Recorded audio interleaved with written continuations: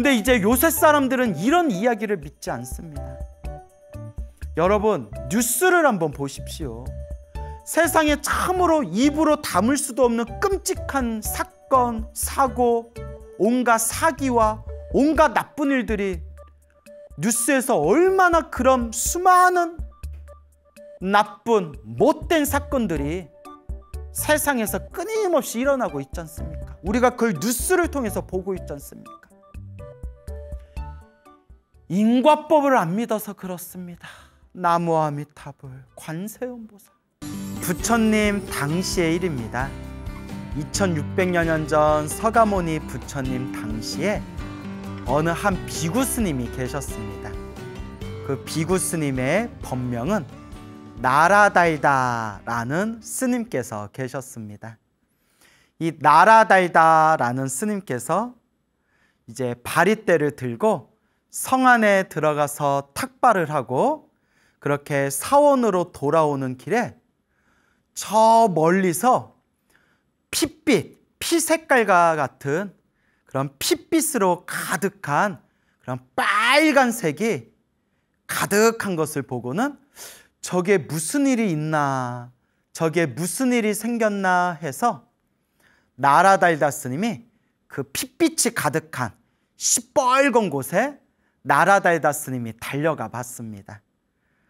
도대체 무슨 일인가 하고 딱 보니까 아주 흉측하게 생긴 아귀가 있더랍니다. 아귀는 지옥, 아귀, 축생, 사막도 중에 하나로서 배고픈 굶주린 귀신들의 세계를 아귀라고 부릅니다. 배고픈 굶주린 그런 귀신의 모습을 아귀라고 부릅니다. 그래서 전생에 나쁜 업보를 많이 지으면 이렇게 배고픈 굶주린 귀신, 아귀로 태어나서 오랫동안 고통을 받아야 된다고 합니다. 그래서 이 흉측하게 생긴 아귀가 누워 있는데 온 몸과 팔다리가 삐쩍 말라가지고 하루 동안에 하룻밤 사이에 그 아귀가 자식을 낳은 겁니다. 그래서 500명의 자식을 낳았답니다. 아귀가. 아유, 스님 어떻게 하룻밤 사이에 500의 자식을 낳아요? 자식을 500명이나 낳아요. 근데 이게 사람이 아니라 귀신이기 때문에 이 아귀가, 배고픈 굶주린 귀신 아귀가 500명의 자식을 낳은 겁니다. 근데 이 아귀가 하루 동안 이 500명의 자식을 낳으느라고 너무너무 힘들고 너무너무나 괴롭고 목마르고 배가 고파서 도저히 이거 말로써 이거 말하기도 끔찍한 짓을 저지르게 됩니다. 그 아귀가 자기가 낳은 자식들을 잡아먹는 겁니다. 아우, 진짜 막 무섭고 더럽네요. 나무아미타불. 어쨌거나 불교 경전에 나오는 내용입니다. 이 아귀가 500마리의 그 자기 자식들을 막 잡아먹는 겁니다. 나라달다 스님이 그 모습을 목격하고는 너무나 끔찍하고 무서운 겁니다. 그래서 나라달다 스님이 아귀여, 아귀여, 그대는 도대체 무슨 업보를 지었기에 하루 동안 500명의 자식을 낳고 그리고 그 자기가 낳은 자식을 스스로 잡아먹고 있는 것인가? 어찌하여 그런 짓을 하고 있는 것인가? 이 무슨 업보인가? 하고 물으니 그 아귀가 나라달다 스님에게 이렇게 이야기합니다. 그대여, 이 세상에 부처님이 출현하셨으니 그대의 스승이신 부처님께 직접 여쭈어 보시오. 부처님은 모든 걸 다 알고 계시오. 부처님께 가서 직접 여쭤보시오. 나는 말할 힘도 없어.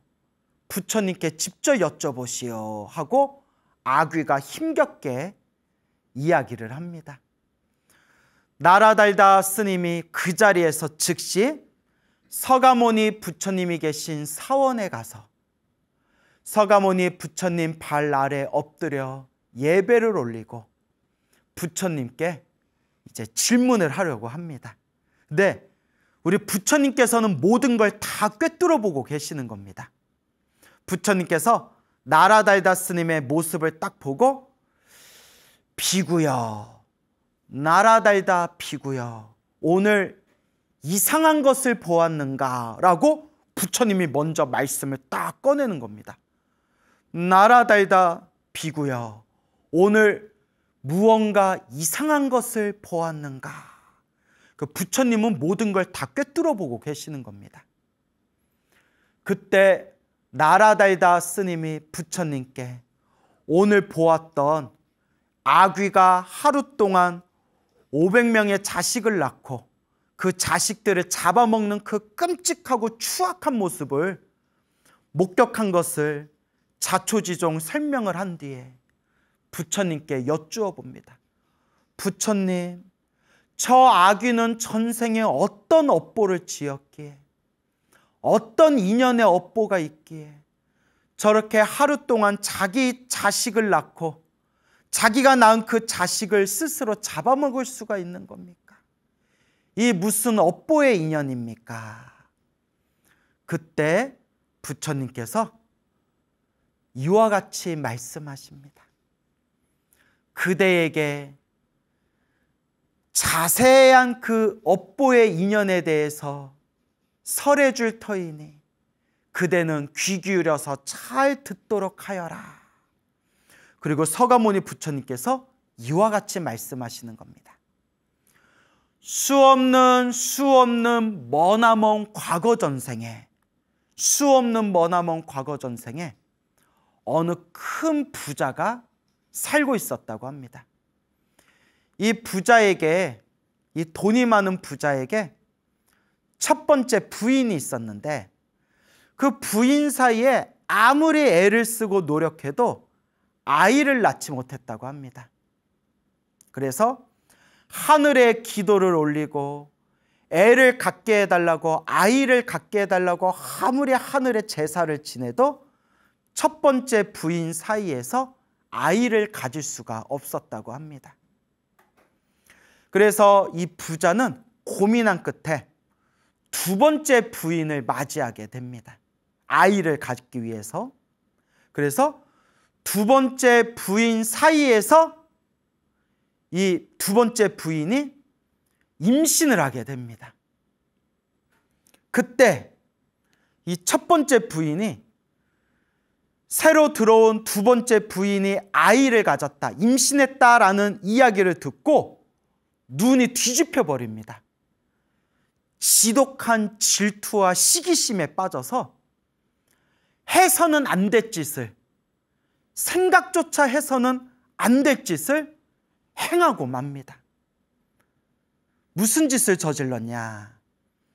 두 번째 부인에게 음식을 갖다 주면서 이보게, 이거 먹고 힘내게, 화이팅 이러면서 음식을 줬는데 그 음식에 애를 낙태시키는 약을 섞었던 겁니다. 아이고, 참 무서운 일입니다.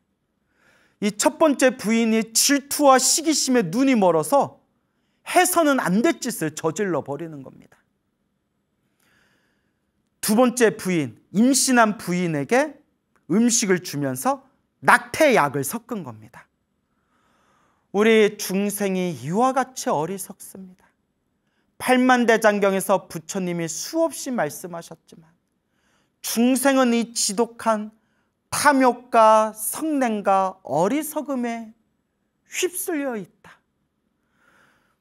왜 우리는 끊임없이 이와 같이 자기의 이 악한 마음, 악한 감정에 휩쓸려서 사람으로서 해서는 안 될 짓을 하는 그런 사람들이 있는가? 중생의 업보가 참으로 두껍구나. 탐욕과 성냄과 어리석음의 뿌리가 이와 같이 깊구나 라고 부처님께서 말씀하시는 겁니다. 두 번째 부인이 그 낙태약이 섞여 있다는 걸 모르고 그 약을 먹고 그만 애가 떨어져 버립니다. 유산을 해버립니다. 아이고, 나무아미탑을 관세음보살. 참 너무나 슬픈 일이죠. 이 소식이 가족들한테 알려지고 나서 가족과 친척들이 몰려와가지고 그 음식을 준 첫 번째 부인한테 가서 막 따지는 겁니다. 네가 그 음식에다가 약을 섞었지. 네가 그 음식에다 약을 섞어가지고 우리 두 번째 부인 애가 떨어지게 한 거지 하면서 이제 서로가 시비가 오가게 됩니다. 근데 첫 번째 부인이 분위기를 보니까 그래, 내가 약 섞었다. 내가 약 섞어가지고 애를 유산시켰다 라고 진실을 말했다가는 이거는 맞아 죽을 것 같거든요. 그래서 아니다. 나는 그런 짓을 하지 않았다 라고 첫 번째 부인이 막 거짓말을 합니다. 나는 아니다. 내가 한 게 아니다. 그러니까 그 가족과 친척들이 첫 번째 부인을 막 손가락질하면서 네 말을 어떻게 믿냐? 네가 안 그랬다는 걸 어떻게 믿냐? 하니까 첫 번째 부인이 수많은 사람들, 가족과 친척들을 보는데 앞에서 신당에 가서 자기들이 모시는 신당에 가서 이렇게 거짓 맹세를 합니다. 뭐라고 맹세를 하느냐? 천지신명이시여, 하늘이시여, 천지신명이시여, 제가 만약에 음식에 약을 섞어가지고 두 번째 부인이 가진 아이를 제가 일부러 유산시킨 게 사실이라면, 그게 사실이라면, 내가 약을 타서 유산시킨 게 사실이라면 저는 목숨이 닿자마자, 제 목숨이 끊기자마자 죽은 뒤에 아귀로 태어날 것이며, 제가 아귀로 태어난 뒤에 하루 동안에 500명의 자식을 낳을 것이며, 500의 자식을 낳은 뒤에 제가 낳은 그 자식을 잡아먹을 겁니다. 제가 낳은 자식을 잡아먹고서도 제 목마름과 배고픔은 사라지지 않고 아귀로서 제가 끊임없이 고통받게 될 것입니다 라고 신당에다 자기가 거짓 맹세를 합니다. 그러니까 주변에 있는 사람들이 충격을 받은 거예요. 그러면서 야 저렇게까지 얘기하는데 아우 심증은 있는데 물증이 없네. 쟤 수상한데. 야야야 저렇게까지 맹세하는데 뭐 슬픈 일이지만 뭐 여기서 끝내자 뭐 이렇게 됐겠죠. 자, 이때 서가모니 부처님께서 이와 같이 말씀하시는 겁니다. 그때 그 첫 번째 부인이 나쁜 짓을 한, 못된 짓을 한, 음식에 낙태약을 섞었던 그 첫 번째 부인이 신당에서 하늘을 우러러 거짓 맹세를 함으로써 사람들의 의심은 피할 수 있었지만 자기가 지은 그 나쁜 짓과 구업에 의해서, 자기가 저지른 나쁜 짓과 입으로 지은 업보에 의해서, 자기가 입으로 지은 업보대로 이번 생에 아귀로 태어나고 하루 동안에 500의 자식을 낳는 고통을 당하고, 자식을 낳은 뒤에도 자기가 낳은 자식을 잡아먹어야 되는 저런 스스로 그와 같은 무서운 업보를 저지른 것이니, 그대가 봤던 그 자기 자식을 잡아먹은 그 아귀가 바로 과거 전생에 음식에다 낙태약을 섞어서 두 번째 부인의 아이를 일부러 유산을 시키고 사람들의 의심을 피하기 위해서 신당에서 맹세하기를, 내가 그런 짓을 저질렀다면 다음 생에 아귀로 태어나서 500의 새끼를 낳고 500의 내가 낳은 그 자식들을 내가 잡아먹을 것입니다 라고 했던 그 업을 받은 바로 그 과거 전생의 여인이 첫 번째 부인이 지금의 아귀로 태어나서 이와 같은 괴로움을 받고 있는 것이다 라고 부처님께서 말씀하시니 나라달다 스님과 그 자리에 있는 수많은 불자들이 마음의 의심이 사라지고 모두 다 함께 부처님의 인과법에 대해서 마음에 되새겼다고 합니다. 여러분, 참으로 무서운 일입니다. 제가 이야기를 하고 있지만 참으로 소름 끼치게 무서운 일입니다. 근데 이제 요새 사람들은 이런 이야기를 믿지 않습니다. 여러분, 뉴스를 한번 보십시오. 세상에 참으로 입으로 담을 수도 없는 끔찍한 사건, 사고, 온갖 사기와 온갖 나쁜 일들이 뉴스에서 얼마나 그런 수많은 나쁜 못된 사건들이 세상에서 끊임없이 일어나고 있지 않습니까? 우리가 그걸 뉴스를 통해서 보고 있지 않습니까? 인과법을 안 믿어서 그렇습니다. 나무아미타불, 관세음보살. 우리 중생들이 인과법을 믿지 않는다. 사람들이 죽으면 끝이다. 죽으면 끝이지. 뭐 다음 생이 어딨냐. 업보가 어딨냐. 이런 어리석음에 빠졌기 때문에 다음 생에 자기들이 받아야 할 끔찍하고 무서운 업보를 스스로 그 인과 업보를 믿지 않고 이번 생 살다가 죽으면 끝이다 라는 어리석음 때문에 인간으로서 해서는 안 될 짓을 저지르고 나의 이익을 위해서 다른 사람을 괴롭히고 다른 사람에게 피해를 주고 다른 사람 가슴에 못을 박습니다. 하지만 이 업보를 어찌하렵니까? 이 업보를 어찌하렵니까?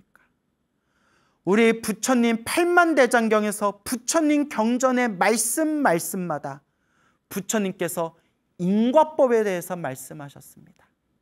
내가 지은 업은 반드시 내가 받는다. 이번 생에 받지 않아도 다음 생이라도 다다음 생이라도 내가 지은 업보를 내가 받을 수밖에 없다. 좋은 일도 나쁜 일도 내가 지은 업의 인연법이다. 행복도 불행도 내가 지은 업의 인연법이다.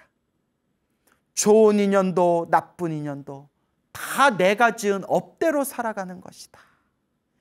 인과법, 인연법, 이게 가장 우리 불교의 가장 기본이 되고 기초가 되는 가르침입니다.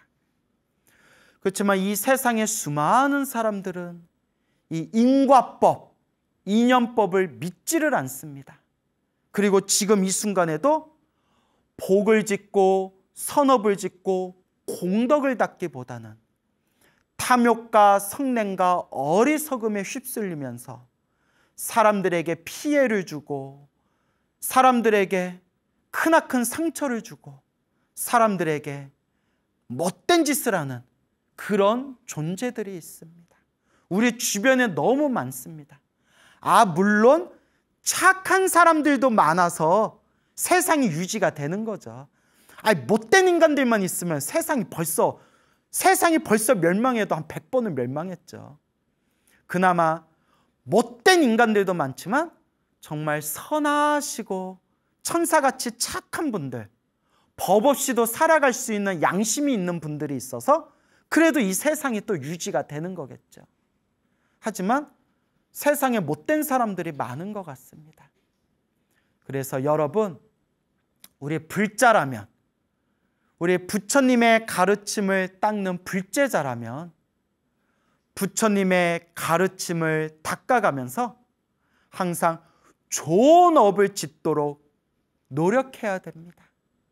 항상 좋은 인연을 짓도록 애써야 합니다.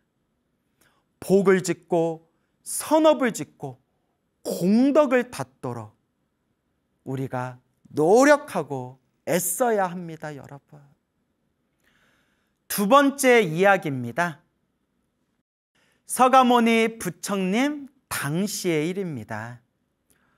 어느 한 남자가 있었는데 이 남자가 여인을 만나서 결혼을 합니다.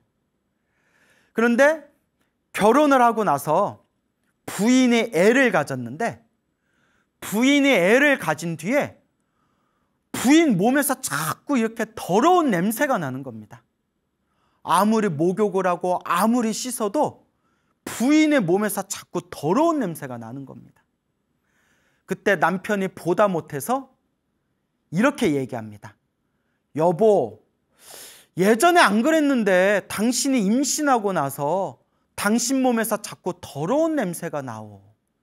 그러니까 이제 부인도 막 창피하고 부끄럽겠죠. 제가 결혼하기 전에는 이러지 않았는데 애를 가진 뒤부터 제가 몸에서 더러운 냄새가 납니다. 저도 그걸 느껴서 아무리 목욕하고 닦아도 몸에서 더러운 냄새가 사라지질 않습니다. 하면서 부인이 이렇게 얘기하는 겁니다.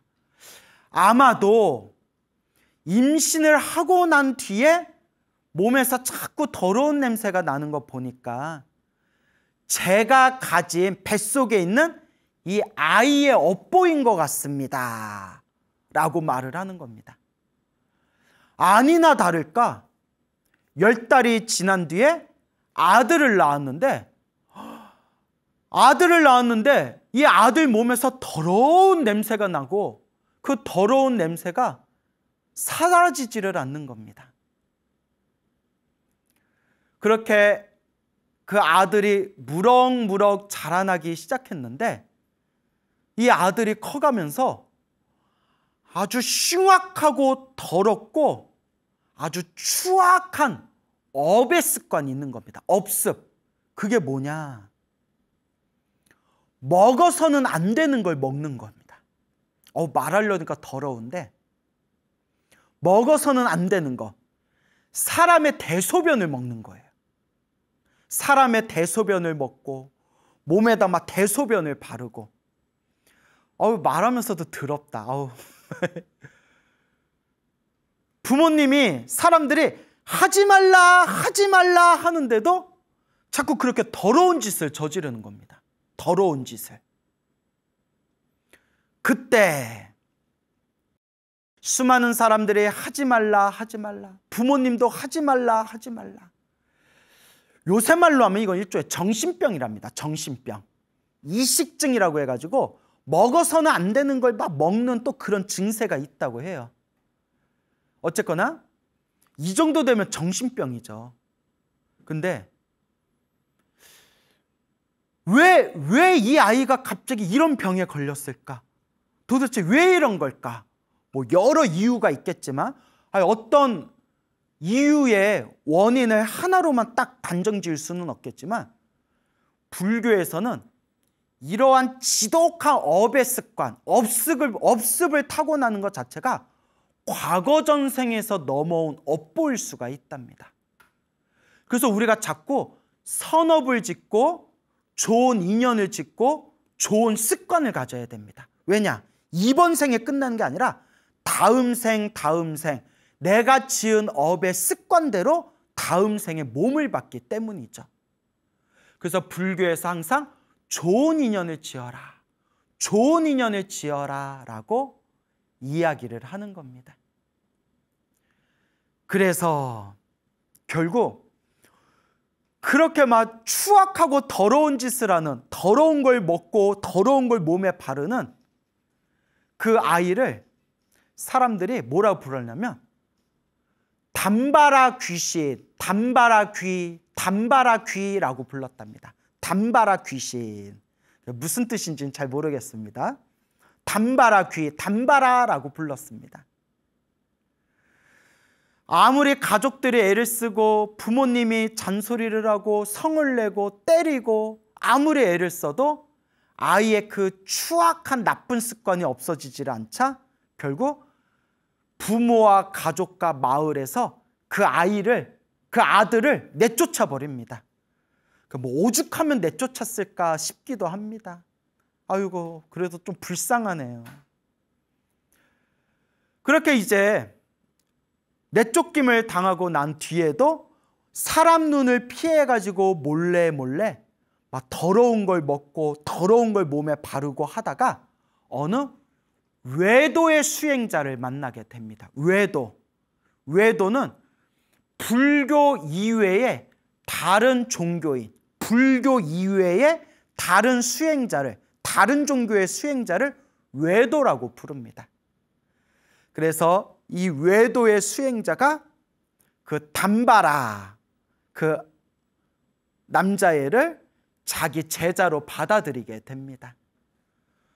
그래서 이제 외도의 스승의 제자가 되었는데, 그 제자가 된 뒤에도 이 담바라는 그 추악한 습관을 계속 버리지를 못하는 겁니다.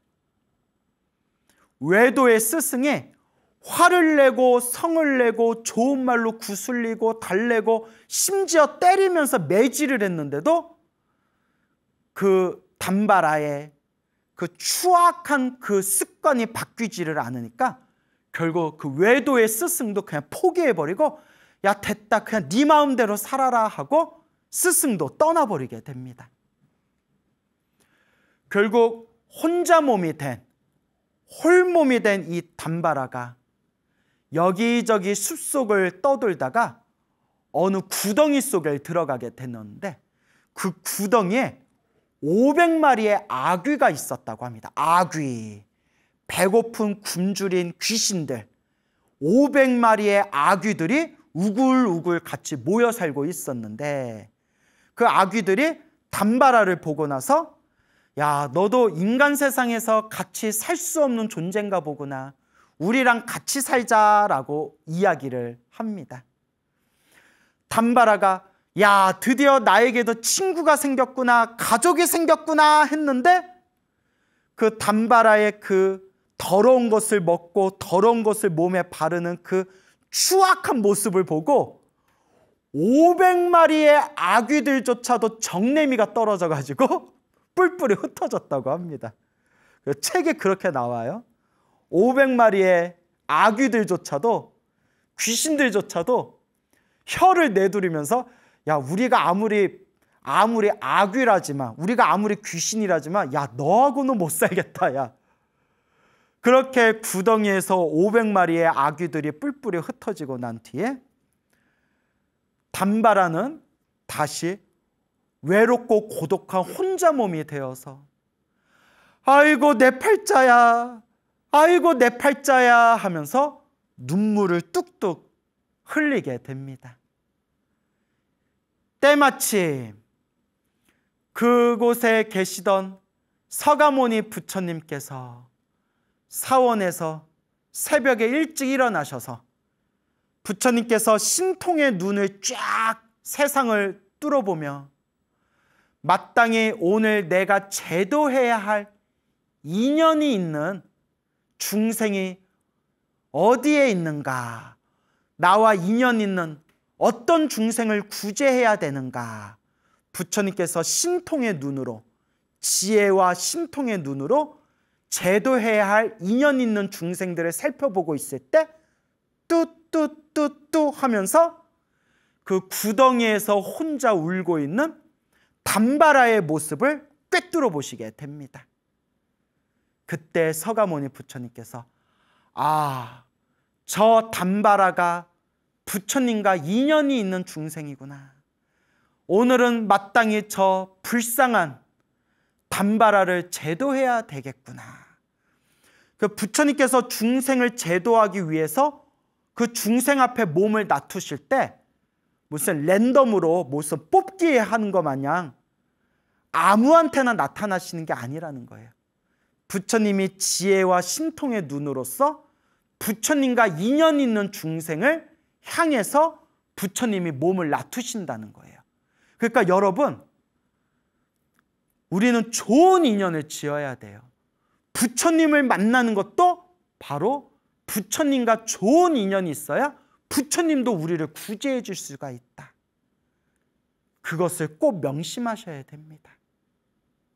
그래서 그 구덩이 속에 부처님께서 맑고 깨끗하고 환하고 찬란한 모습으로 담바라의 눈앞에 짠 하고 서가모니 부처님께서 몸을 놔두십니다. 담발하여 담발하여 울지 말아라. 울지 말아라. 슬퍼하지 말아라. 서가모니 부처님께서 자상한 목소리로 담바라의 마음을 어루만져 주십니다. 그때 담바라가 거룩한 석가모니 부처님의 그 맑고 깨끗하고 찬란하고 거룩한 부처님의 그 모습을 보면서 엄청난 기쁨과 환희심을 일으키게 됩니다.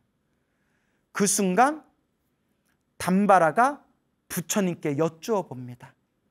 부처님, 저는 이 세상 살아오면서 부처님처럼 거룩한 분을 처음 봅니다. 부처님, 바라옵건대 저도 부처님 제자가 되고 싶습니다. 저같이 하열하고 저같이 더럽고 못난 저 같은 중생도 머리 깎고 출가하여 부처님 제자가 될 수 있겠습니까? 부처님. 그때 부처님께서 이와 같이 말씀하십니다.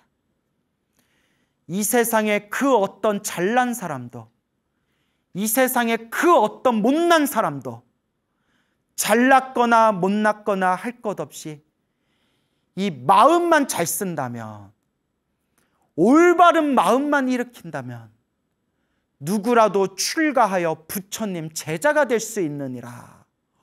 오 부처님, 그렇다면 저도 부처님의 출가 제자가 되고자 하옵니다. 그때 부처님께서 담바라의 그 진실한 마음을 꿰뚫어 보시고는 황금빛 오른손을 뻗치시어 담바라를 어루만져 주면서 부처님께서 이와 같이 말씀하십니다. 잘 왔노라 비구여. 잘 왔도다 비구여. 그 순간 담바라의 머리카락이 우수수수 떨어지고 담바라의 머리카락과 수염이 삭발한 스님의 모습으로 변하고 온몸에 더러운 오물로 온몸에 덕지덕지 더러움이 묻어있던 그 몸뚱아리가 맑고 깨끗하게 변하면서 입고 있던 더러운 걸레짝 같은 누더기 같은 옷이 스님들이 입는 승복으로 짠 변하게 됩니다. 순간 머리 깎고 승복 입고 가사를 입은 비구 스님의 모습으로 짠 하고 변신한 담바라의 그 몸과 마음에서 그동안 추악했던 그 나쁜 업의 습관이 싹 사라져버렸다. 업장소멸이 된 겁니다. 부처님께서 이와 같이 말씀하십니다. 담바라여 담바라여, 그대가 지금부터 열심히 수행한다면 그대는 이번 생에 아라한이 될 수 있으리라. 모든 번뇌와 욕망이 사라진 거룩한 성자 아라한이 될 수 있으리라. 부처님이 담바라를 향해 이와 같이 증명을 하십니다. 이때에 부처님께서 추악하고 더럽고 나쁜 업의 습관을 가진 그 담바라를 어루만져 주면서 머리 깎고 가사를 입고 출가하여 비구 스님이 된 그 담바라에게 그대가 열심히 수행한다면 이번 생에 아라한이 될 수 있으리라 라고 서가모니 부처님께서 담바라에게 말씀하시는 것을 부처님의 제자들이 듣고는 수많은 비구 스님들이 서가모니 부처님께 찾아와 이렇게 여쭈어 봅니다. 부처님, 저 담바라는 추악하고 더럽고 나쁜 업의 습관이 있었던 사람인데 어찌하여 그와 같은 더러운 업보를 받은 것이며 어떻게 부처님을 만나자마자 머리 깎고 출가할 수가 있었으며 어떤 공덕이 있기에 부처님께서 이번 생에 담바라는 열심히 수행하면 아라한이 될 수 있으리라 이와 같이 증명하신 겁니까? 부처님, 어떤 업의 인연이 있는 것입니까? 부처님께서 이와 같이 말씀하십니다. 그대들이여 자세히 듣도록 하여라. 그대들을 위해서 자세히 분별해서 설명해 주겠노라. 그리고 부처님께서 머나먼 과거 전생 이야기를 들려주십니다. 머나먼 과거 전생에 어느 한 부처님께서 세상에 출현하셨는데 그 부처님의 이름을 가라가손타 부처님이라고 불렀다. 가라가손타 부처님. 다른 경전에서는 구류손불, 구류손 부처님이라고 나옵니다. 그러니까 가라가손타 부처님, 구류손 부처님, 같은 부처님이래요. 근데 이제 번역이 다른 거래요.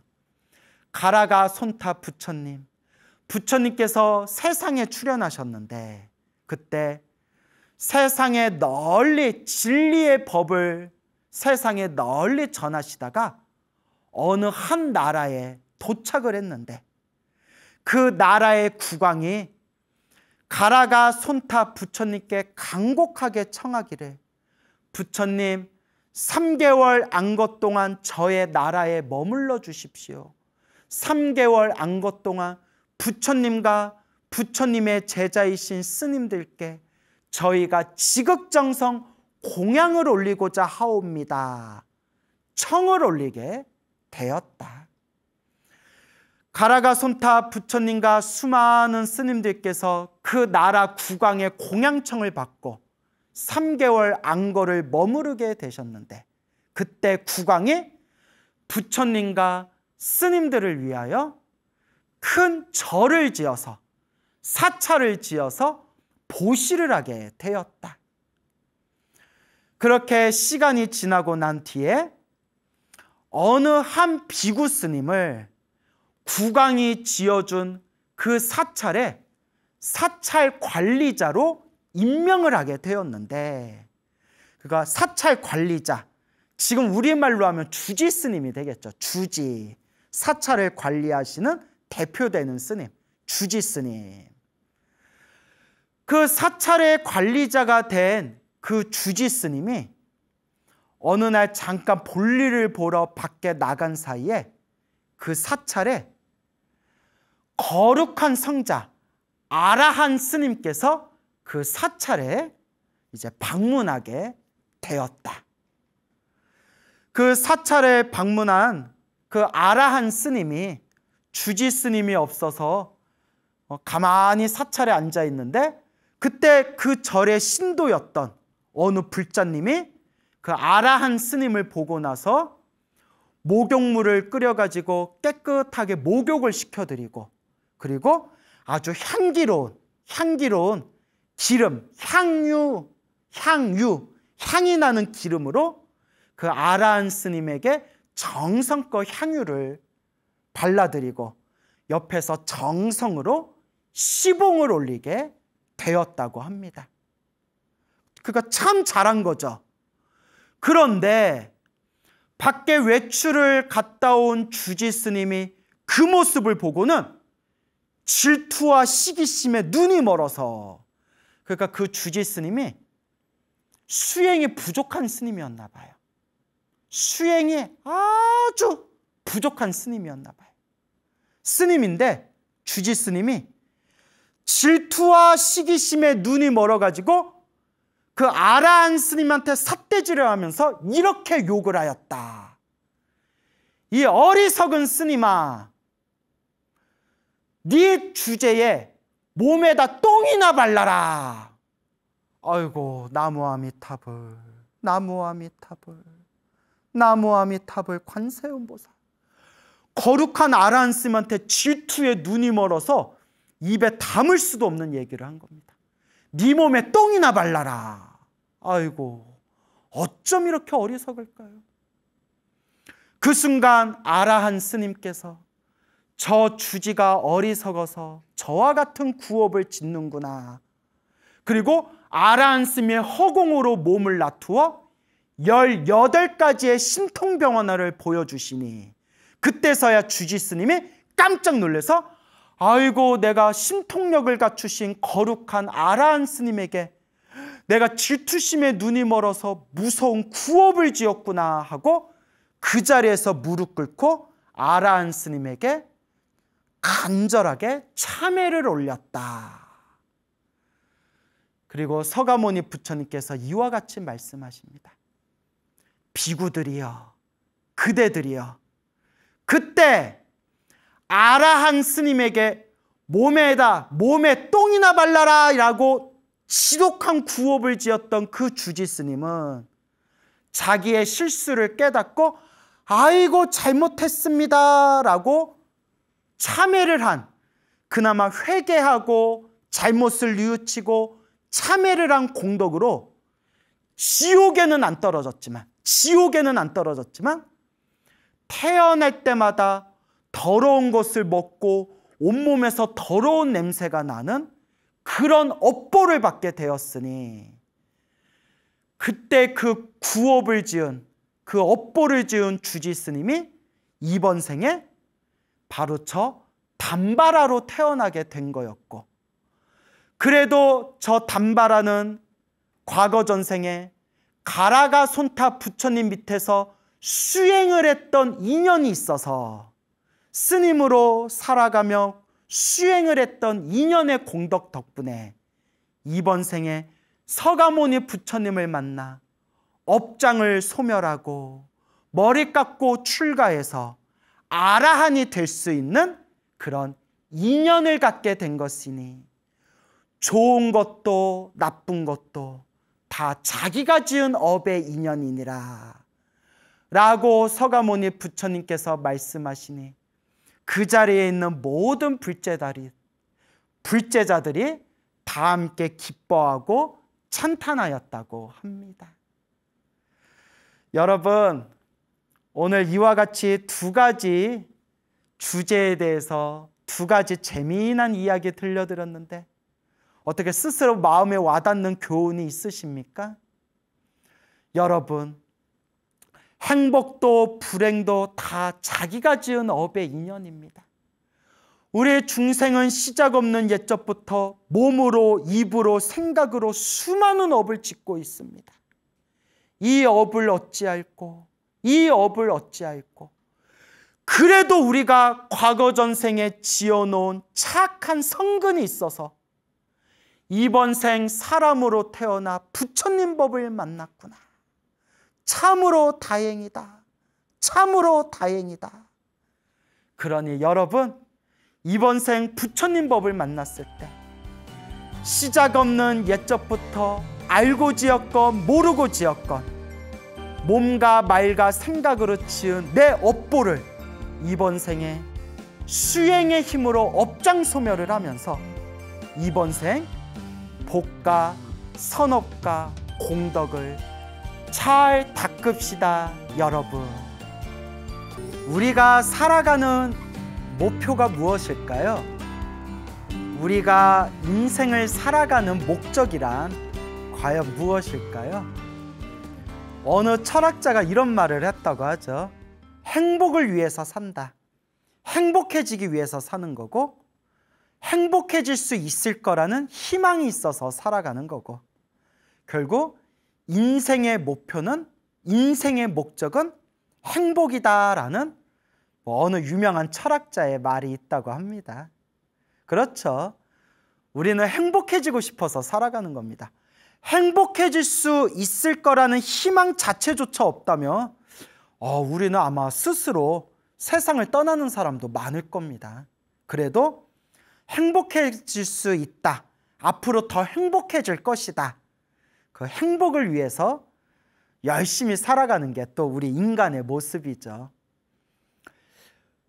왜 어떤 사람은 아무리 노력해도 행복해지지 않고 더 힘들고 괴롭고 답답한 일들이 생기는 걸까요? 왜 어떤 사람들은 인생 막 사는데도, 하고 싶은 대로 그냥 막 나가는데도 하는 일마다 일이 잘 풀리는 사람들이 있을까요? 참 세상 돌아가는 우리 인간들 모습 보면 도저히 상식으로는 이해되지 않는 일들이 펼쳐지고는 합니다. 세상의 모든 이치를 꿰뚫어 보셨던 우리 부처님께서는 행복과 불행의 원인에 대해서 이렇게 말씀하셨습니다. 모든 게 업의 인연이다. 좋은 일도 나쁜 일도 내가 지은 업의 인연법이다. 행복도 불행도 내가 지은 업의 인연법이다. 그러면 누가 닦아야 될까요? 부처님께서 늘 말씀하셨습니다. 스스로 닦아야 한다. 결국 자기 자신이 닦아야 한다. 라고 부처님께서도 말씀하셨습니다. 우리 불자분들이 그런 이야기를 많이 해요. 스님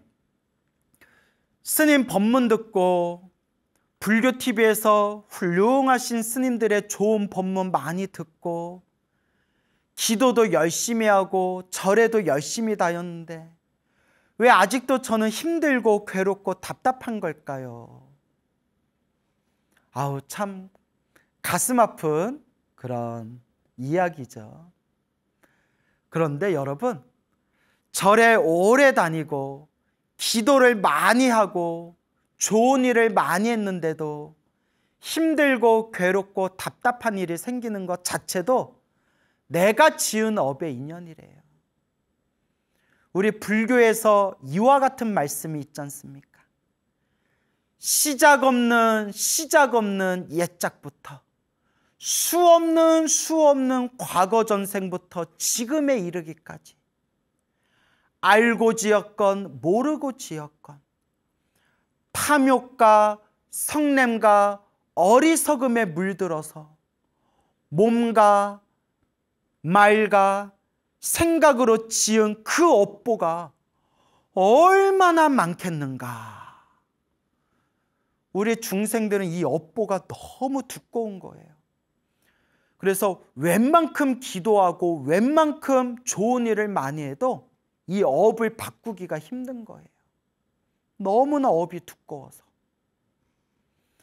절에 다니지도 않고 기도 한 번 안 하고 부처님께 공양 한 번 안 올렸는데도 하는 일마다 일이 술술 풀리는 사람들은 그만큼 자기가 전생에 지어놓은 복을 이번 생에 까먹고 살고 있는 거예요. 그것도 자기가 전생에 지은 복대로 사는 거예요. 물론 그 복을 다 까먹고 나면 그 다음부터 문제겠지만, 반대로 절에 열심히 다니고 기도도 열심히 많이 하고 부처님께 공양도 많이 올렸는데도 힘들고 괴롭고 답답한 일이 생기는 것은 전생에 지은 빚을 지금 갚고 있는 거랍니다. 그래서 불교에서는 이와 같이 말씀합니다. 아, 크게 받을 업보를 작게 받고 있구나. 크게 받아야 할 업보를, 크게 갚아야 할 빚을 지금 작게 받고 작게 갚고 있는 과정이구나. 그래서 힘들고 괴롭고 답답할 때일수록 더 열심히 기도하고 간절히 기도하고 복을 지어야 한다. 선업을 지어야 한다. 공덕을 쌓아야 한다. 이 인과법을 명심하셔야 됩니다. 김포에 살고 계시는 어느 노보살님이 계세요. 김포에 살고 계시는 이 노보살님께서 저한테 직접 해주신 말씀이에요. 이 노보살님께서 젊었을 적부터 오만 고생을 많이 하셨대요. 정말 너무 힘들고 고생을 많이 하셨대요.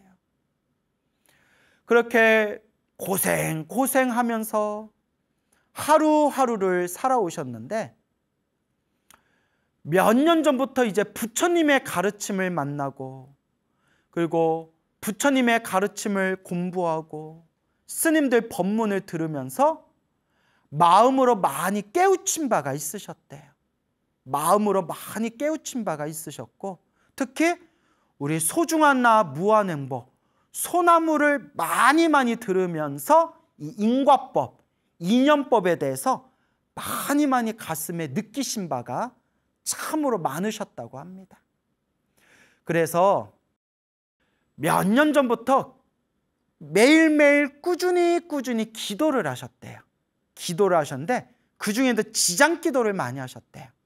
지장경을 매일매일 읽고 지장보살 연불도 많이 하시고 그렇게 꾸준히 기도를 하셨는데,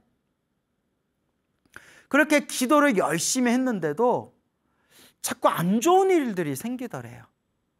그리고 가뜩이나 없는 살림에 막 재판에 막 걸려가지고 막 송사에 걸려서 재판하면서 막 몸도 마음도 지쳐가고 몸도 마음도 막 힘들어지고 너무나 사는 게 막 힘들더래요. 이걸 어쩌나 그러다가 힘들고 괴로울 때 역시 마지막에 의지할 분은 부처님밖에 안 계시다, 오직 부처님이다 라는 생각이 들어서 더 열심히 기도를 했대요.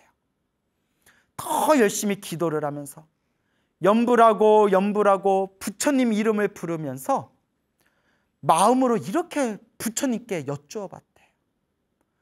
부처님, 제가 사는 게 왜 이리 힘듭니까? 인생이 왜 이렇게 괴롭습니까? 제가 살아가는 게 왜 이렇게 힘들고 괴롭습니까? 왜 이렇게 사는 게 힘들까요, 부처님? 하면서, 남 얘기 같지 않죠, 여러분? 왜 이렇게 사는 게 힘듭니까? 하면서 막 하소연도 하고 답답한 자신의 마음을 막 내뱉으면서 그렇게 기도하는데 답이 나오질 않더래요. 답이 나오든가 말든가, 아, 부처님 하고 기도하면서 마음 한구석에 왜 이렇게 사는 게 힘이 듭니까? 하는데 머릿속이 환해지면서 그동안 자기가 살아오면서 자기가 지었던 죄들이 하나하나 다 떠오르더래요. 생생한 영화처럼 머릿속이 환해지면서 옛날에 묵혀두었던, 옛날에 기억도 나지 않았던 자기가 저질렀던 그 실수, 나쁜 짓이, 자기가 지은 죄가 머릿속에 하나하나 떠오르더래요. 떠오르다가 아이고, 왜 이리 인생이 힘들까? 다 내가 지은 업보구나 라는 게 가슴을 땅 하고 치더래요. 그냥 나 잘못한 거 모르고, 나 잘못한 거는 모르고 부처님 왜 이렇게 살아가는 게 힘듭니까? 했는데 머릿속이 환해지면서 내가 지었던 그 자잘한 죄들이 떠오르면서 다 내가 지은 죄 때문에 이렇게 인생이 힘들구나 하면서 가슴이 울컥하면서 막 눈물이 쏟아지더래요. 노보살님이 막 눈물이 쏟아지면서 부처님 잘못했습니다. 부처님 잘못했습니다. 제가 지은 모든 죄업을 참회합니다. 잘못했습니다 하면서 정말 가슴 밑바닥에서 진짜 참회의 기도가 막 나오더래요. 그러니까 기도할 때 처음에는 부처님한테 제가 왜 이렇게 힘듭니까? 제가 왜 이렇게 인생 살아가는 게 괴로운 겁니까? 라고 생각하던데, 기도하면서 머릿속에 내가 지었던 죄들이 막 떠오르면서 부처님 제가 살아가는 게 왜 이렇게 힘듭니까? 했던 기도가 잘못했습니다. 잘못했습니다. 다 제가 지은 업보입니다. 제가 지은 업보대로 제가 이 죄를 받는 겁니다. 부처님 정말 잘못했습니다 하고 진참회, 찐참회, 진짜 참회 기도가 막 나오더래. 막 눈물을 흘리면서 그렇게 진짜 부처님께 잘못했습니다. 제가 지은 죄업 잘못했습니다. 기도하고 기도하고 기도하면서 너무 몸과 마음이 싹 편안해졌는데 놀라운 체험을 하셨대요. 첫 번째가 당신이 젊었을 때부터 너무 막 고생하고 일을 많이 해가지고 막 손가락 관절이 퉁퉁 붓고 하도 막 거친 일을 많이 해가지고 손가락이 뭐 류마티스 관절염처럼 손가락 관절이 다 이렇게 뼈가 비틀렸대요. 뼈가 막 이렇게 비틀렸는데 그렇게 찐참회 기도를 하다가 어느 날 봤는데 손가락에 붓기가 싹 빠지고 비틀렸던 관절이 다 저절로 제자리로 관절이 돌아왔대요. 그래서 그렇게 손가락이 아팠는데 손가락 아픈 게 싹 사라졌다고. 퉁퉁 붓고 비틀렸던 그 손가락 관절 마디마디가 저절로 제자리로 돌아왔대요. 그래서 저한테 막 손가락을 보여주시더라고요. 근데 이렇게 손을 보니까 아우 고생을 많이 하신 것 같아요. 손이 너무 거친 손이었지만 스님 제가 이거 손가락 관절이 다 비틀렸었는데 제 손가락이 다 제자리로 돌아온 겁니다. 기도하고 손가락 관절이 제자리로 돌아왔습니다 하시더라고요. 그리고 젊었을 적부터 위장이 안 좋으셨대요. 그 위장병을 그냥 평생 달고 사셨대요. 아마 고생하시고 스트레스, 위장하고 스트레스하고 상관관계가 깊다고 하잖아요. 아마 살면서 스트레스를 많이 받으셔서 그랬는지 위장병을 달고 살았는데 달고 살았던 그 위장병이 싹 사라졌대요. 그래서 병원에 가서 검진을 받았는데 젊었을 때부터 위장병 때문에 고생했는데 위장병이 싹 사라져 버렸대요. 병원에 갈까 아무 문제가 없더라고. 그렇게 이제 검사 결과가 나왔답니다. 스님, 제가 부처님께 기도하고 모든 게 다 제가 지은 죄업입니다. 부처님 잘못했습니다 라고 진참회 기도, 진짜 참회 기도 막 내면 내 가슴 밑바닥에서 우러나오는 진짜 참회 기도를 했더니 몸과 마음이 너무 편안해졌습니다, 스님 하면서 그 김포에 살고 계신 노보살님이 저한테 직접 이런 또 감동스러운 이런 이야기를 저에게 전해주셨습니다. 나무 아미타불 관세음보살 지장보살 마사 참으로 좋은 일입니다, 여러분. 그래서 그 보살님께서 노보살님께서 스님 내 가피 이야기 내가 이야기하려면 진짜 시간이 모자랄 정도로 할 얘기가 많은데 하셨는데 제가 또 이제 시간이 넉넉하지를 못해가지고 보살님 항상 건강하시고 지금 같은 마음으로 꾸준히 기도하십시오 라고 제가 이렇게 또 덕담의 축원을 드렸습니다. 여러분, 왜 우리 중생은 살아가는 게 이렇게 힘이 들까요? 왜 우리 중생은 살아가는 게 이렇게 힘들고 괴롭고 답답할까요? 항상 부처님께 참회를 해야 됩니다, 여러분.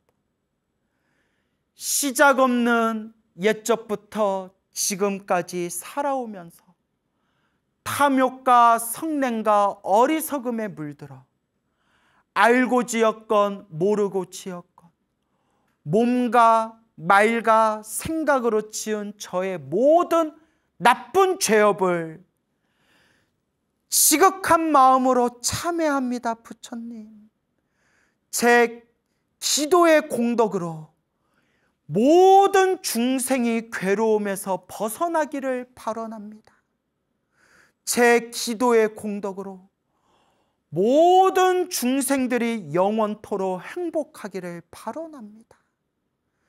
이와 같은 기도의 공덕으로 모든 중생 다 함께 성불하여 지이다. 간절하게 정성스럽게 우리가 염불하고 기도해야 됩니다, 여러분. 스님, 사는 게 왜 이리 힘들까요? 좋은 일도 나쁜 일도 내가 지은 업의 인연이더라. 결국 내가 닦아야 하더라. 그래도 내가 과거 전생에 지어놓은 큰 복이 있어서 이번 생 사람으로 태어나 부처님 법을 만났으니 다행이로다, 참으로 다행이로다. 이번 생 부처님 법 만났을 때 내가 잘 닦으리라. 이번 생 잘 닦으리라 라고 마음에 되새기면서 닦고 닦아야 합니다, 여러분. 부처님의 은혜와 가피는 늘 항상 우리와 함께 하십니다, 여러분. 믿음을 가지시기 바랍니다. 기도를 열심히 했는데도 나쁜 일이 생기는 것은 내가 크게 받을 업보를 작게 받고 있는 업장소멸의 과정이다. 그러니 흔들림 없이, 흔들리지 말고 중심을 꽉 잡고 그렇게 닦아나가시기 바랍니다. 대구에 살고 계시는 어느 여성 불자님이 계십니다. 그 대구에 살고 계시는 이 불자님이, 이 보살님이 젊었을 적부터 절에를 열심히 다녔다고 합니다. 부처님께 기도도 많이 올리고 기도도 매일매일 꾸준히 하고 절에 열심히 다녔던 보살님이 계셨는데, 특히 이 보살님이 대단하신 게 그 우리 불교 기도법 책 중에 자비도량 참법이라는 두꺼운 책이 있습니다. 엄청 두꺼운 책이 있는데 절에 좀 오래 다니신 분들은 다 한 번씩 해봤을 기도입니다. 자비도량 참법. 그래서 옛날 옛적 중국 양무제라는 황제가 있었는데 이 양무제 부인이었던 황후가 세상을 떠나고 황후가 죽은 뒤에 황후가 구렁이가 돼가지고 자꾸 궁궐에 나타나는 겁니다.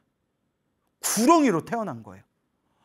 깜짝 놀라서 양무제가 스님들을 불러가지고 우리 죽은 황후가 구렁이가 돼서 나타났는데 어찌하면 좋겠소. 그러니까 스님들이 황제시여, 황후께서 업보가 두꺼워 축생의 몸을 받았나 봅니다. 마땅히 부처님께 공덕을 지어서 황후를 천도시켜 드려야 됩니다. 오호, 어찌하면 좋겠소. 어떻게 하면 공덕을 닦겠소. 그래서 그 학문이 깊으신 부처님의 가르침을 꿰뚫고 있는 그런 학식이 깊은 그 스님들께서 팔만대장경에서 가장 좋은 내용들만 쏙쏙 뽑아가지고 인과 법문, 인과 업보에 대한 가르침이 담긴 그런 책을 만드니 그 만들어진 책이 바로 그 유명한 자비도량 참법입니다. 자비도량 참법할 때 참이 참회하다. 우리가 지은 업보를 참회하다. 그래서 인과 업보의 가르침을 중심으로 팔만대장경의 좋은 내용과 부처님, 불보살님의 연불 등등 그런 여러 가지 좋은 기도법을 섞어서 맛나게 비빔밥처럼 만든 그런 불후의 명작 중에 하나가 자비도량 참법입니다. 이제 한글본으로도 있기 때문에 내용이 참 좋아요. 좀 어려운 내용도 많이 나오지만, 그래서 스님들이 그 자비도량 참법을 책을 만든 뒤에 몇 날 며칠 동안 자비도량 참법을 외우면서 부처님께 불공을 들으니 며칠 후에 양무제 황제의 꿈에 구렁이로 태어났던 황후가 꿈에 서프라이즈 하면서 딱 나타나면서 황제마마 여보, 황제 여보 고맙소. 당신이 나를 위해서 자비도량 참법 불공 기도를 올려줘서 그 공덕으로 내가 업보를 소멸하고 업장을 소멸하고 좋은 곳으로 가게 되었어.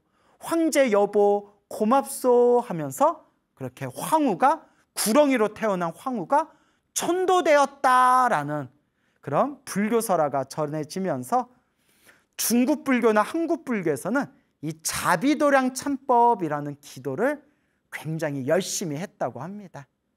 근데 그 자비도량 참법이 엄청 두꺼운 책인데 이 대구에 계시는 이 보살님이 자비도량 참법을 100번 이상을 읽었대요. 100번. 1, 10, 100. 100번을 읽었대요.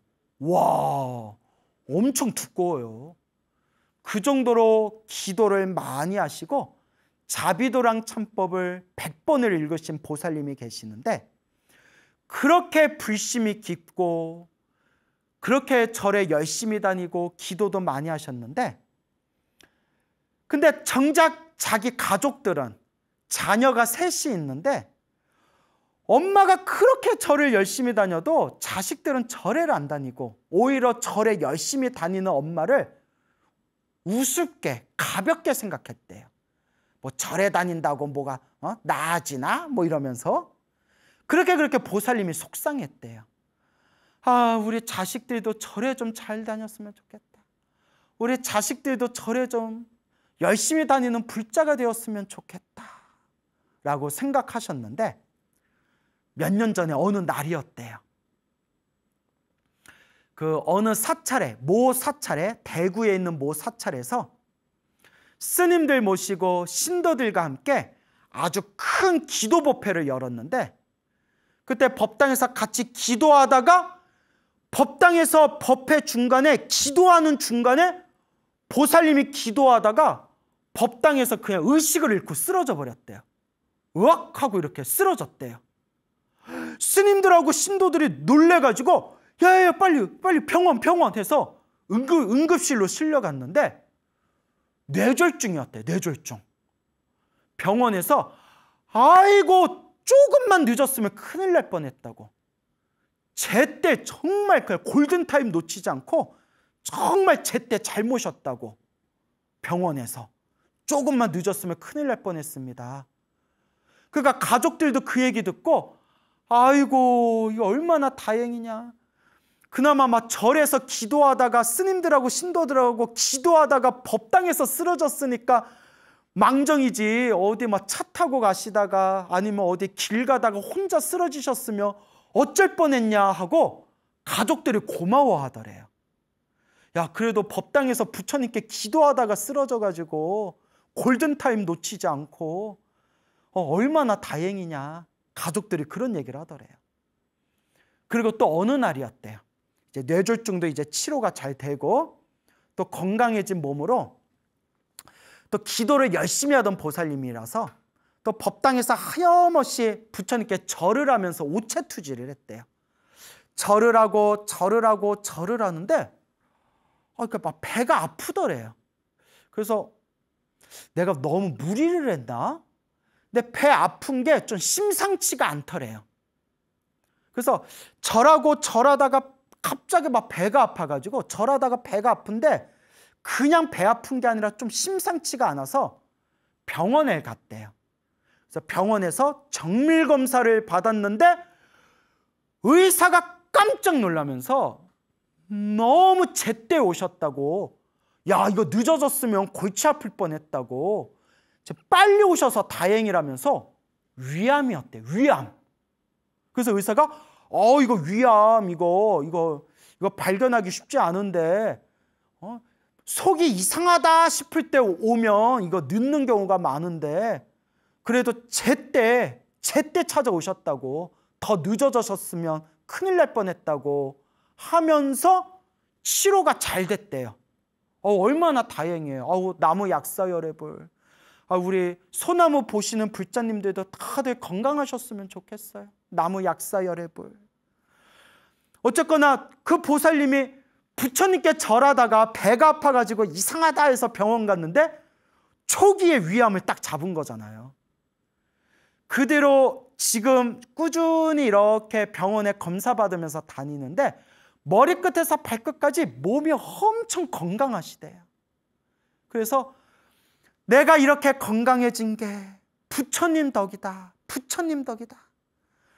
내가 기도하다가 뇌졸중으로 쓰러지고 기도하다가 갑자기 막 배가 아파서 위암을 발견하게 되고 이 모든 게 내가 열심히 기도해서 크게 받을 업보를 작게 받은 거다.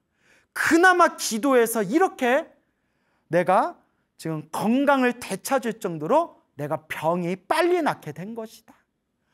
감사합니다 부처님. 감사합니다 부처님.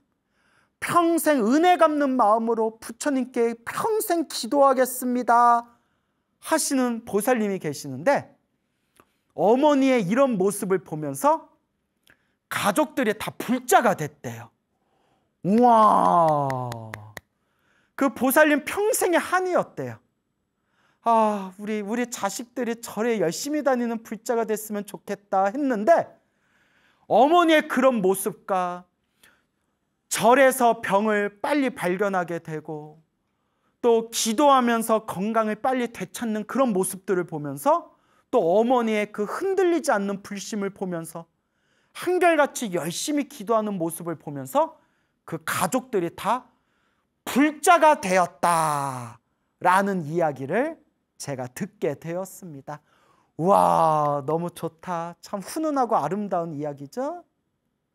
여러분, 내가 절에 이렇게 열심히 다녔는데 왜 내 몸이 아프지? 내가 절에 열심히 다녔는데 왜 내 주변에서 이런 일이 생기지? 제대로 부처님 가르침을 공부하고 제대로 기도하는 불자라면 명심하셔야 됩니다. 내가 크게 받을 업보를 작게 받는 것이다. 내가 그나마 이와 같이 기도하고 수행했기 때문에 더 크게 세게 맞아야 할 업보를 작게 약하게 받은 것이다 라는 것을 불자님들의 마음의 중심을 꼭 세우시기 바랍니다. 꼭 명심하시기 바랍니다.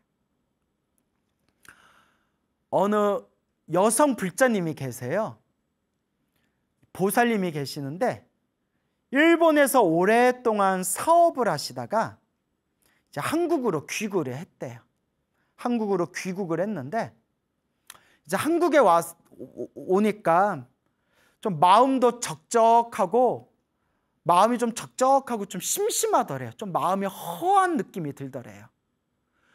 이럴 때 우리가 뭐 취미 생활을 갖든 뭐 운동을 하든 딴 일을 찾아보든 해야지, 잘못하면 이게 우울증이 될 수 있대요, 여러분. 그러니까 열심히 일한 사람들일수록 일을 그만두면 우울증 같은 게 세게 올 수 있대요.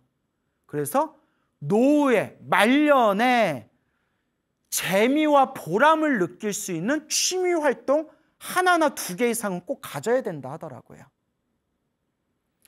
그래서 이 보살님이 이제 한국에서 생활하면서 이제 좀 허한 느낌이 드니까 그 친구분이, 절에 열심히 다니는 친구분이 절에 다녀 부처님 가르침 좀 공부해봐 라고 권유하면서 우리 소중한 나 무한행복 소나무를 이렇게 추천을 했대요. 소나무를.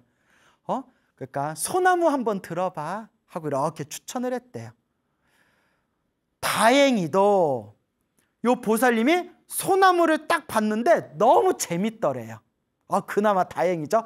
야, 들었는데 재미 하나도 없고 무슨 뭐 전설의 고향 무슨 뻥 같은 얘기만 하더라. 야, 이래버리면 또 민망하잖아요. 그래서 너무 재밌어서 거의 막 하루 종일 들었대요. 야, 너무 재밌더라 하면서 듣다가 소나무를 듣다가 자꾸 듣다 보니까 나도 기도 좀 해봐야겠다. 나도 기도해야 되겠다라는 생각이 들더래요. 나도 기도해야 되겠다. 나도 기도 좀 해봐야겠다. 그리고 나름대로 꾸준히 기도를 시작하셨대요. 그렇게 꾸준히 기도를 했는데 남동생이 있었는데 남동생이 무릎에 통증이 생겨가지고 저 오랫동안 고생을 하고 있었대요. 무릎 통증 때문에. 그래서 무릎 통증으로 고생하는 남동생이 있었는데 이게 뭐 어떻게 얻어 걸린 건지는 모르겠지만 어느 날 이렇게 기도하던 나날에 생생한 꿈을 꿨는데 꿈에 이렇게 할머니가 나타나셨대. 친할머니가. 할머니가 나타나셨는데 할머니가 무릎에서 이렇게 피가 배어 나오고 무릎에다 이렇게 붕대를 감고 계셨대요. 할머니가 무릎에 피가 이렇게 흘러나와가지고 무릎에 막 붕대를 이렇게 감고 계셨는데 깜짝 놀라가지고 할머니 무릎이 왜 그래요? 할머니 무릎이 왜 그래요? 했더니 할머니가 꿈에 나타나신 할머니가 내 무릎이 좀 아팠는데 이제 괜찮아? 괜찮아 라고 하시더래요. 괜찮으세요? 근데 옆에 평소에 무릎이 아팠던 남동생이 꿈에 딱 나타났대요. 평소에 무릎이 아팠던 남동생이 딱 나타났는데 너무 이렇게 멀쩡하게 걸어 다니더래요. 그래서 이제 꿈속에서 남동생한테 야, 너 무릎 아프다더니 너 괜찮아? 너 무릎 괜찮아? 하니까 남동생이 나 무릎 다 나았어. 나 괜찮아 이러더래요. 그리고 잠에서 딱 깼대요. 희한하다 했는데 며칠 후에 남동생을 만났는데 남동생이 하는 얘기가 누나, 나 무릎 되게 아팠는데 무릎이 저절로 났어. 나 이제 무릎이 안 아파. 이러더래요. 그러면서 야, 이런 얘기 소나무에서만 들었지 당신이 직접 경험하니까 야, 신기하다. 야, 뭐가 뭔지 모르겠지만 신기하다라는 생각이 들더래요. 그래서 지금도 꾸준히 그렇게 기도하고 계시는 소나무 찐팬인 불자님이 계시다라는 이야기를 건너듣게 되었습니다. 여러분, 소나무를 통해서 항상 여러분들에게 말씀드리잖아요. 우리는 행복해지고 싶고 불행에서 벗어나고 싶다. 그런데 행복해야지 한다고 행복이 오는 것도 아니고 불행에서 벗어나야지 한다고 불행에서 벗어나지는 게 아니다. 행복도 불행도 알래야 알 수 없는 머나먼 과거 전생부터 내가 지었던 업의 인연들이다. 불행에서 벗어나고자 한다면 부처님께 기도하면서 업장을 소멸해야 되고, 행복해지고 싶다면 부처님께 기도하면서 복을 짓고 선업을 지어야 한다라고 항상 말씀을 드리는 겁니다. 이 업이라는 게 너무나 미묘하고 너무나 미세해서 일반 중생들도 이 업의 세계를 완벽하게 알 수가 없대요. 심지어 이런 내용도 나와요. 아라한, 번뇌와 욕망에서 벗어난 거룩한 성자 아라한들조차도 업이라는 것을 보기는 보지만 아주 그 밑바닥 깊은 곳까지는 다 알지를 못한대요. 아라한들조차도 완벽하게 알지를 못한대요. 오직 완전한 깨달음을 얻으신 부처님만이 이 업의 세계의 밑바닥까지 완벽하게 꿰뚫어 보신대요. 그렇게 업의 세계가 미묘하고 복잡하대요. 오직 부처님만이 꿰뚫어 보신다. 그래서 이 업의 세계 속에서 살아가는 우리 불자들은 항상 명심해야 됩니다. 사람으로 태어나기 어렵고 부처님 법을 만나기가 어렵다는데, 그래도 내가 사람으로 태어나 부처님 법을 만난 것 자체가 내가 그래도 선업이 있기 때문에, 착할선 뿌리 익은 성근이 있기 때문에 이번 생에 이렇게 소중한 부처님 법을 만난 것이다. 근데 여러분, 우리 세상 살아가는 모습을 보니까 부처님 법을 만난 걸로 만족해서는 안 돼요. 참 이런 얘기가 굉장히 조심스러운 얘기지만, 이번 생에 사람으로 태어나 부처님 법을 만났는데도 엉터리로 닦는 사람들이 너무 많아요. 막 사이비 스승을 만나서 사이비 법을 닦고 엉터리 법을 닦는 사람들이 너무 많아요. 너무 많아요. 이렇게 얘기하면, 그럼 광우야 너는 잘났냐? 이러면 저도 뭐 할 말은 없죠. 그래서 저는 늘 말씀드리잖아요. 저는 그냥 부처님 경전에 나온 대로 이야기한다. 여러분들에게 말씀드리는 불자님들이 체험하신 불보살의 은혜와 가피 이야기도 다 우리 대승경전에 근거가 있는 이야기들이에요. 그래서 사람으로 태어나기 어렵고 부처님 법을 만나기가 어렵지만, 부처님 법을 만났을 때 바른 법을 만나야 된다. 바른 스승을 만나야 된다. 바른 법을 만나고 바른 스승을 만나야 된다. 라는 것을 명심하셔야 됩니다. 그러면 최고로 바른 법이 무엇이냐? 사람의 말을 믿지 말아라. 광우라는 사람의 말도 믿지 말아라. 부처님 경전에 의지해야 된다. 사람의 말은 자꾸 바뀌고, 사람의 말은 교묘해서 겉과 속이 다르지만, 부처님의 말씀, 경전은 망고의 표준이 되는 겁니다. 그래서 우리 불자님들은 이렇게 강의도 듣고 법문도 듣는 것도 아주 훌륭하고 좋은 일이지만, 결국은 부처님 경전을 많이 보셨으면 좋겠어요. 부처님 경전 공부를 많이 하셨으면 좋겠어요. 결국 세상에서 가장 바른 법은 경전의 말씀이다 라는 것을 말씀드리고 싶습니다. 물론 완전한 깨달음을 얻으면, 우리가 완전한 깨달음을 얻으면 부처님 경전의 말씀조차도 그것도 그냥 언어 문자에 불과할 뿐이지만, 그거는 이제 깨달은 뒤에 이야기할 거고, 아직 깨닫지 못한 중생 입장에서는 이 세상 최고의 나침반은, 이 세상 최고의 깨달음의 매뉴얼은 바로 경전이다라는 것을 우리 불자님들이 명심하시기 바랍니다.